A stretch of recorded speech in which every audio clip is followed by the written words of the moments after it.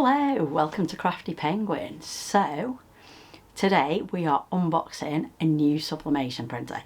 I have been having all sorts of problems with my current printer, which is a Ricoh SG-2100N. Let me just check. Yeah, a Ricoh SG-2100N is my current printer.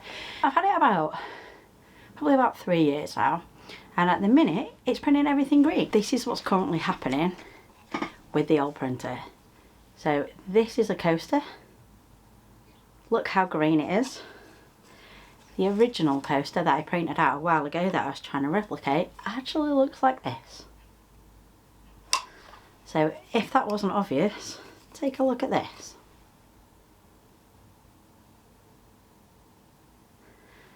So the colours are all wrong. The profile setup, everything's right. I think there's something wrong with the printer. I think it's given up. I think it's on its last leg. So I've bought a new printer. It has just arrived. The UPS man has just delivered it. So excited. So I thought we would unbox it together. You can see me setting it up and trying it out. See how it goes. So let's crack on. The box is on the floor down there. So we'll go sit on the floor and we'll unbox it all and have a look and see what's inside. Here we are. This is the box. I'm so excited to get this open and see what's inside. So the new printer I have bought is this one here. So it's the Epson and it's the ET-2710 and it comes with hopefully everything to set it up for sublimation printing. I'm gonna get rid of my face out of the screen and we're gonna crack on now and have a look and see what's inside. Okay, so let's see what's in the box.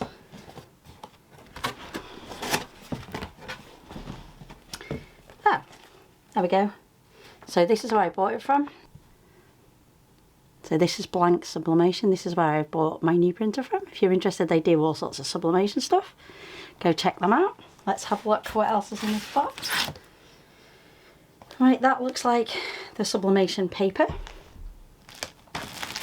What have we got here? That looks like the instructions and the software disk for the printer. And then, okay, we've got the needles to put the ink into the tanks from the ink. So put them there. Here's all the ink. So we've got the yellow ink. We've got the black ink.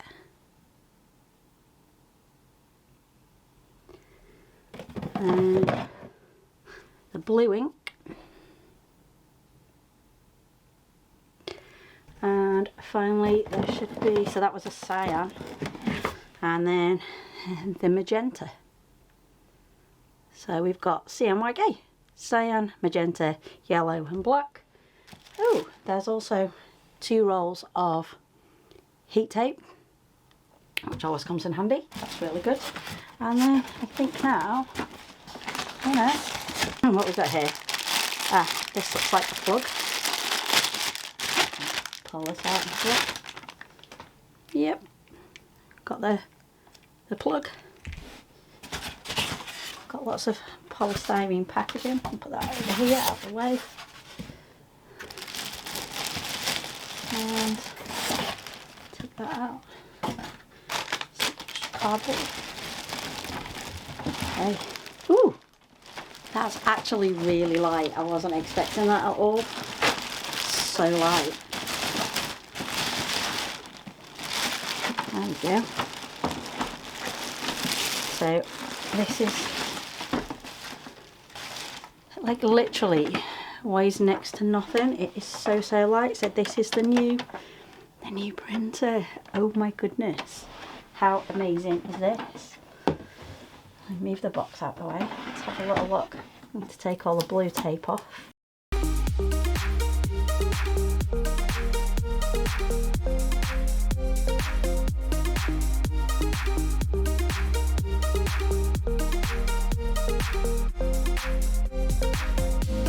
Oh yeah, this one has a scanner as well, which wasn't like something I really needed because I already have 2 printers that scan, but hey ho, doesn't matter. Always a bonus to have it do extra things. There's some more blue tape on the back as well. Another one there. Alright, okay. I think that's mostly everything. Well, that looks nice. Liking the look of this so far. Looks good. Let's have a look, see what's in here.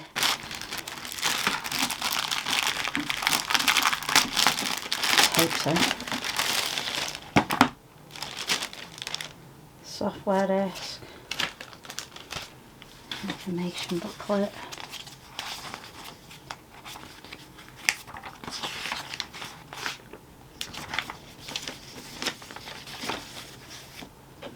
It's hard to set it all up. And just the booklet. We'll pause there for a minute. I'm going to go put the software on my computer and remove the old printer out of the way and stuff.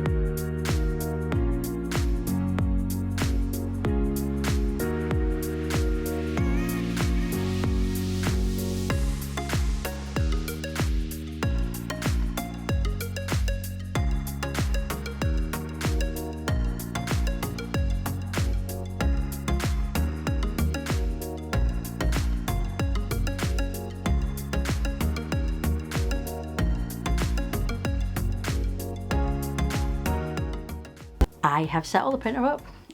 It's working fine.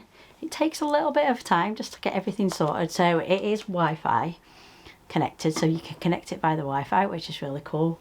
I've added all the ink in and I've done all the test prints. It all worked perfectly fine. And I printed the coaster that I needed, and look at it. Look at that.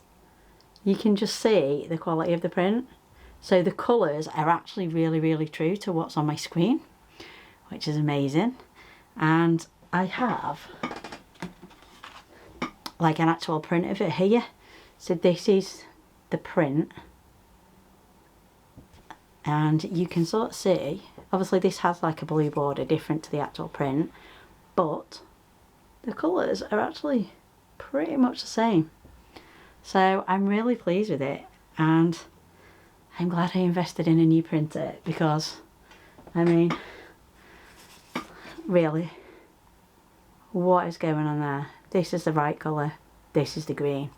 So, and also when I went to pick the printer up, I picked up the old Ricoh printer and it was so heavy, and then I picked up the Epson EcoTank to put on the shelf and it is so light. Oh my goodness, it's amazing. So first thoughts on the Epson, I think it's ET-2710.